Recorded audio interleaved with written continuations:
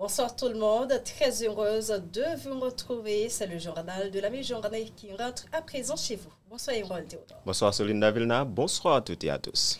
À la une pour ce mercredi, deuil au sein de la police nationale d'Haïti suite à l'assassinat par balle d'individus armés non identifiés ce mercredi 28 août 2024 de la policière portant le nom de Michelle Nathaniel Medjin, issue de la 28e promotion de la PNH. Elle a été abattue à la rue Cassagnol 12 à Delma 75 selon le syndicat national de la police haïtienne.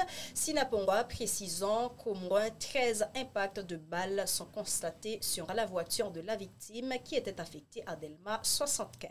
Autre nouvelle, ce mercredi 28 août 2024 marque le 30e anniversaire de l'odieux assassinat du prêtre catholique Jean-Marie Vincent, figure centrale du mouvement paysan Tête Ensemble de Jarabel, alors que cette même date marque le 4e anniversaire du bâtonnier de l'ordre des avocats de Port-au-Prince, maître Montferrier d'Orval. Le professeur de droit constitutionnel a été assassiné chez lui à Pellerin 5 dans la commune de Pétionville.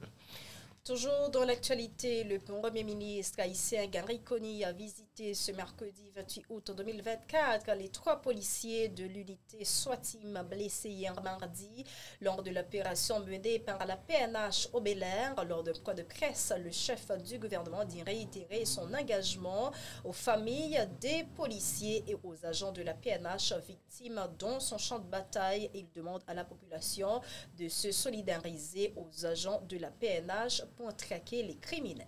Des membres de la population civile ont gagné les rues ce mercredi 28 août 2024 à Fond Parisien et à Gantier, vêtus de blanc. Pour la plupart, ils sont plusieurs centaines de citoyens à prendre la rue pour participer à une marche pour demander la libération de Gantier et dénoncer les agissements des gangs dans cette région du pays et exiger que l'État haïtien assume ses responsabilités pour mettre un terme aux actions des bandits armés.